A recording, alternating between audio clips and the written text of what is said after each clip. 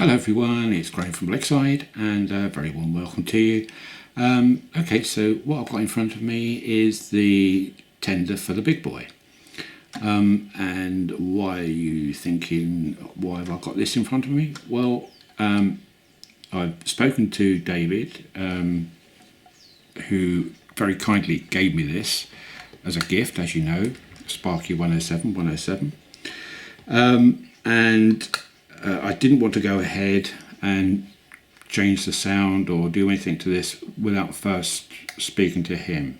I just felt that only true and proper. But no, he's absolutely fine about me doing this. So what I need to do is take this tender off, the top off, to expose the circuit board underneath, because to change the sound on this, it's not just a case of unplugging the decoder. On this particular model and Athen models, they have the sound decoder actually soldered to the circuit board underneath here, so you can't just unplug a decoder and plug a new one in. You have to replace the circuit board, which is kind of a bit of a problem, but luckily there is a replacement circuit board available, and it's made by ESU, which is great for me because a lot of my stuff is ESU, as you know, and the circuit board itself is not a direct replacement, but it does fit, because it's a how can I describe it? It's a circuit board which fits most models, put it that way. Now, it has all the mounting holes in it, which line up apparently with the mounting holes on here, so I shouldn't have a problem with that. The hardest part for me really will be deciding where the wires to the circuit board go on the new circuit board. Now, I've managed to get one, and here it is, and you can see the decoder here, which is, because it's ESU, it is a plug-in version onto the circuit board. So rather than being soldered to the circuit board like what I have at the moment, this does have a pluggable decoder on, so I shall release that off of the circuit board while I do soldering around here, so I don't damage the decoder. So it's all wired, it's all labelled up. I don't know if you can see that, probably not, but on the back, on the back here you can see the wiring diagram for it. So with that, and carefully looking and taking photographs of where the wires go on here, I should hopefully in theory be able to reroute the wires from this circuit board onto the new circuit board. What I've then got to do is to, with the block programmer, is to download the big boy sound file from the ESU website and install that onto here. So it's quite a complex procedure, I guess. So wish me luck, because it's not going to be a 5-minute job this. I don't know how long this video is going to last for, I really don't. But I'll try and cut it down to a bare minimum. So I will shut the camera down now. Before I do, I may have to take the body off of this, which is just 2 screws apparently, from what I can see, and then the whole unit lifts up, leaving all the mechanics and the pipework behind. And the reason why is I may need to do that, I'm not sure yet, until I get into that. It's got a plug, obviously, this end, which plugs into this end of the tender, and that transfers the electronics from the loco, i.e.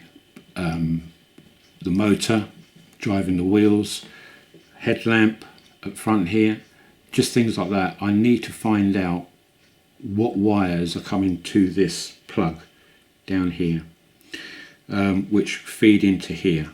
That may give me a clue as to what wires need to go where. But I won't take that apart until I've taken this apart, and if it's still unclear, then I'll have to go back to that. It will all become clear, hopefully, as I go along. Okay, so put that to one side, and I'll close the camera down now, and I'll take this off, and I'll get back to you then. Okay, so see you in a minute. Right, hello again. That was very simple actually, to get the tender off of the tender body off of the chassis. So that was good. Okay, so if you look, this is the existing circuit board, and that, I assume, just there is the decoder. But it doesn't really matter what it is, to be honest, because the whole lot's going to come off. That there is the replacement circuit board. So you can see the difference in size. So if I put that there, it's about 3/4 the size of the original. I haven't got a clue how I'm going to mount it yet, but because none of the holes will line up, I wouldn't have thought. But what I have seen people do is use black tack, or the equivalent of just a couple of spots underneath in the appropriate place, and that should hopefully sit on there like that once it's all done. So what I'm going to do now is to photograph all this, just so that I know where the original cables went to before I start dismantling it. And I think what I will do like, that is the cables for the rear light here, and there is a place on here for a rear light, so I can solder that first. These are the speakers, so I can, and there's a place on there for the speakers, so again I can do those. So if I do it in a logical form, then I shouldn't really go wrong. But what I will do is just release this decoder here. Let's hold it up so you can see. There you go. I should just take this decoder off, just so that I don't damage it while I'm soldering the circuit board. So that's the next job really. So, well, the next job is to photograph it, and then I can then start replacing the cables. So wish me luck, and I'll be back a bit later. So bye for now. Hello again. Right, so I've got the tender now broken down into its component form. So I've got the two little PCBs out, and on the back it's actually labelled what wires or where they go. So really it is just a case, I say just a case, of taking these wires off one by one very methodically and soldering them onto the correct position on the new PCB. So that's the next job really, is to do that. And looking at the plug which goes here, which is this little PCB, I won't have to touch that. As such, I can just trace back the wires from here, trace it back to the circuit board, and reposition these wires on the new circuit board. So that takes care of the plug side. So I think that is about it. It all looks reasonably doable, as they say. So I shall go ahead and doable it. Right, wish me luck. Okay, so I'll be back with you later. Bye for now. Hello again everyone. Right, it's all back and fully working. It's taken me longer to do the programming for the big boy sound file than it has to actually do any of the other work. It took about 3/4 of an hour just to program or download the program to the decoder.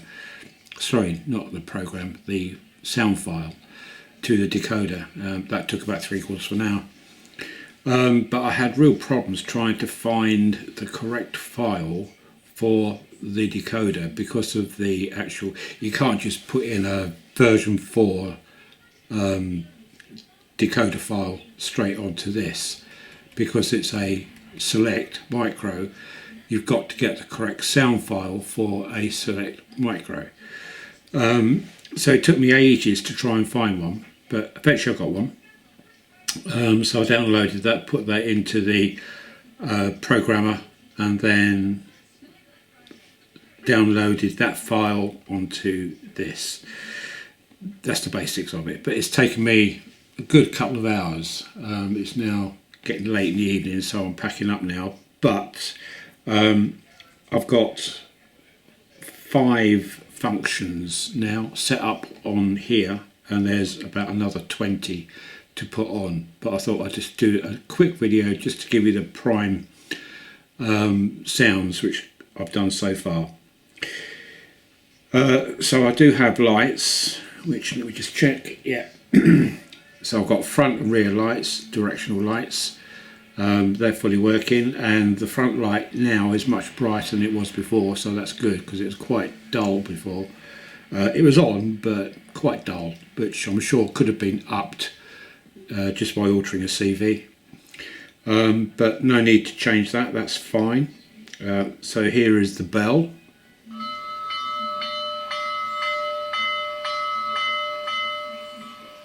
Coupling.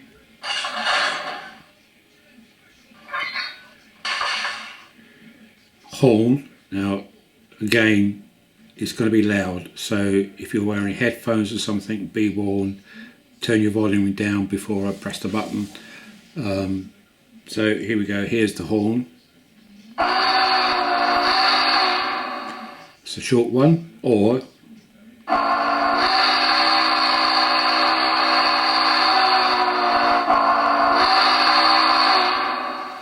a long one. And so if we put the sound on for the boiler, you get generators starting up first for lighting, etc.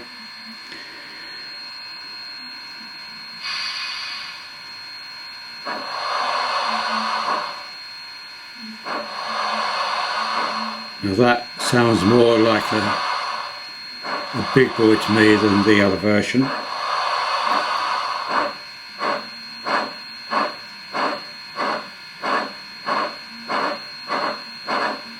And that slight hum you can hear is actually on the sound file.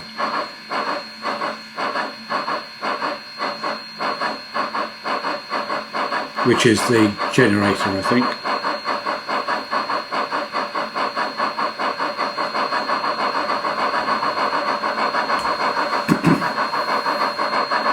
And that's quite pleasant, that's not too loud at all. It might be coming over loud on the camera, but it's actually not too bad at all. And if you notice,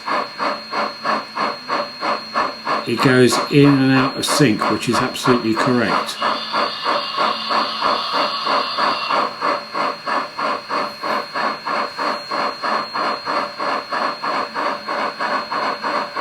You can hear it changing now.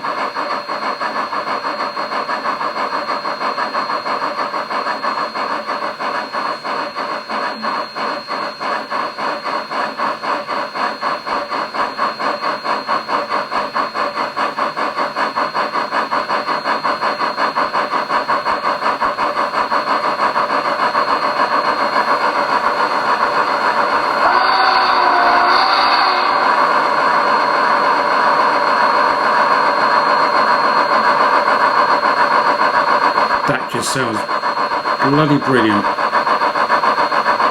on here.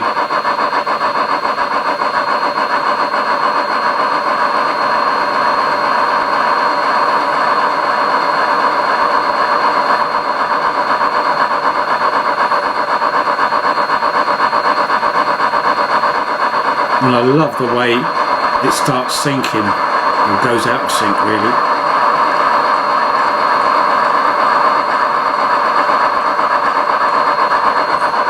And if we shut down, you get a coast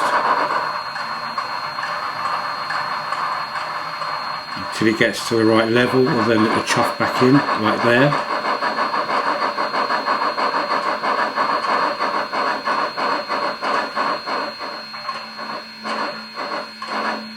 And then brake screw at the end.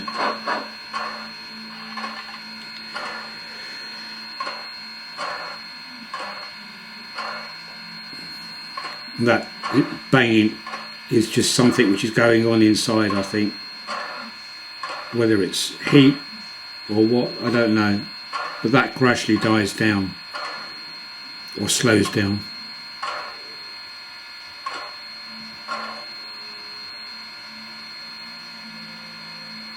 To that. So there we go.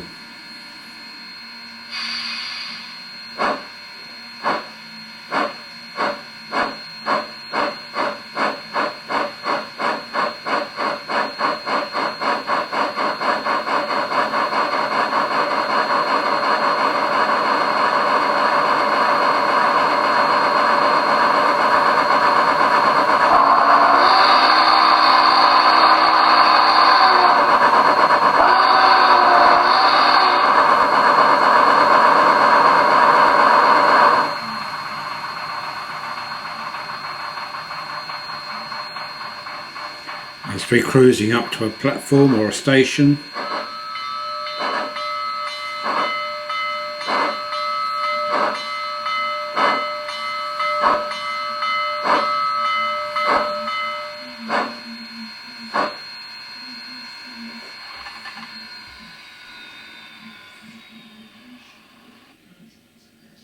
job done.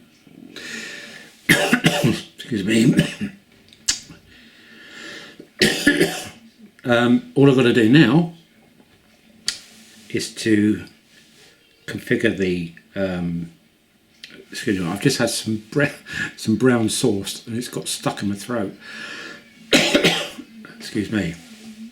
All I've got to do now is to configure on the Z21 here all the other sounds, which I'll do tomorrow. So it's a bit late now, but overall I'm generally really pleased. I'm pleased with myself, to be honest with you, the fact that I've actually managed to do this, because you know what I'm like with electrics, all gobbledygoo to me, but I've managed it, and nothing was blown up. And also the nice thing about it is that everything which I've done is reversible, so I haven't cut any wires, nothing.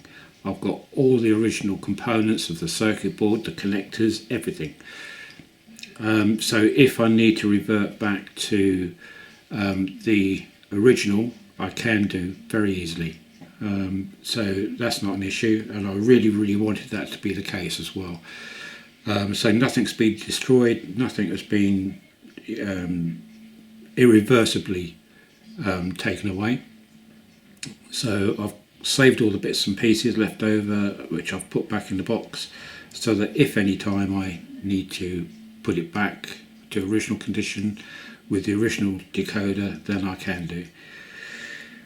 So that's about it for now. I say I'm very pleased with the outcome of this. I hope that David will be too. I say I did speak to him about it prior to doing this, and he was absolutely fine with it. So if you are watching, David, hopefully you like the sound of this, and once I dabble around with it, which I will do perhaps tomorrow or the day after, then it will sound even better.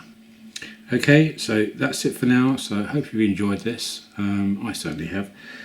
I've got to do a little bit of editing on the videos I've done leading up to this one, so you might see a break here and a break there. That's just where I've chopped a bit out, which I don't think is required. So anyway, hope you enjoyed that, and I'll speak to you again soon. So bye for now. Bye.